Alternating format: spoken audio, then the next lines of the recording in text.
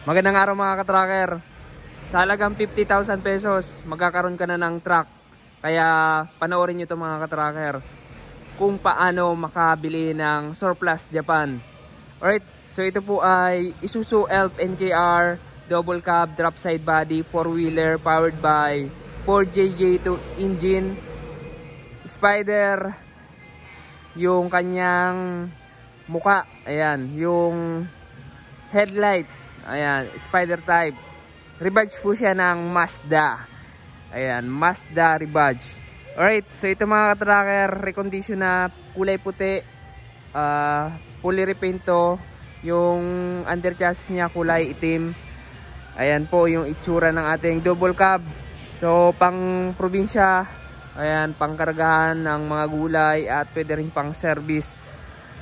Ayan, kasi double cab po ito. Ayan, recondition. Ayan, medyo malikabok lang kasi nandito lang sa yard namin. Ayan po yung itsura niyan. Naka-upholstery na yung upuan, naka-floor matting. Ayan, lilinisan lang to tapos kukumpletuhin yung mga accessories.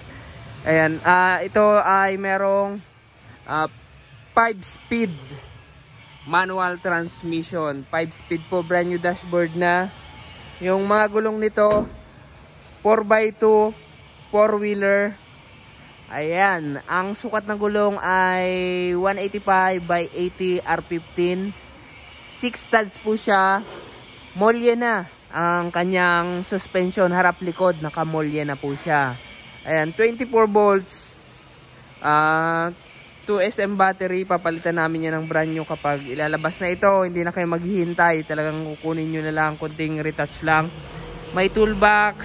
Ayan, solid po ito. Yung chassis nya maganda. Ayan yung chassis, naka side spring po siya. Tapos yung taillight nun niya may mga guard na. Ayan, dito yung reserbang gulong. Same tires po siya, same tires. Tapos yung drop side natin, surplus Japan, orig dito sa unit. Naka steel flooring na, steel siding sa inner. Ayan, steel na po siya. Ito maganda to. Sa probinsya. Ang makina niya ay 4JJ2 engine. Ayan, malakas po ang ganitong unit. Ayan, ito yung tangke. Tapos ito naman yung sa likod, yung double cab niya. Ayan, naka-upholstery na yung upuan. So kasya dito, 4, pwedeng 4 dito kasya. Ayan, bale 3 sa harap, 4 sa likod. Ayan, madami na kayong may sasakay. Kung pang service lang naman, pang rescue pwede ito. Ayan, so solid yan mga ka-tracker.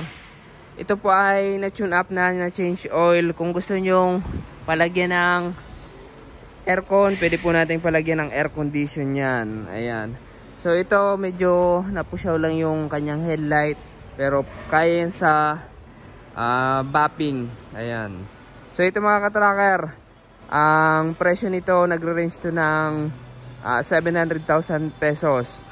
Ayan, so ito, kung gusto nyong financing, meron kaming accredited financing company, pwede kayo mag-apply.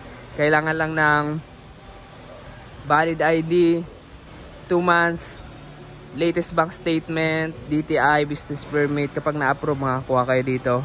So ito naman, kung gusto nyong pang-reserve, 50,000 pesos. Then kapag ilalabas nyo na yung unit at ready na yung unit, pwede nyo nang full payment.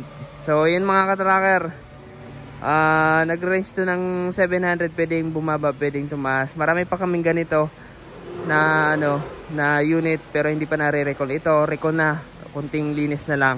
Ayun mga ka-tracker, sa mga gustong bumili, dito lamang kami matatagpuan sa Barangay Mambugdos, Bacoor, Cavite. Calipil Marketing Corporation ang nagbebenta ng mga murang at garantisadong Japan surplus truck. Ito yung pinakamalaking yarda dito sa Cavite. Alright, so yun mga ka-tracker, maraming salamat sa panonood. Kung gusto nyo to, paki-like, share, and mag-subscribe na. Maraming salamat. God bless. Bye-bye.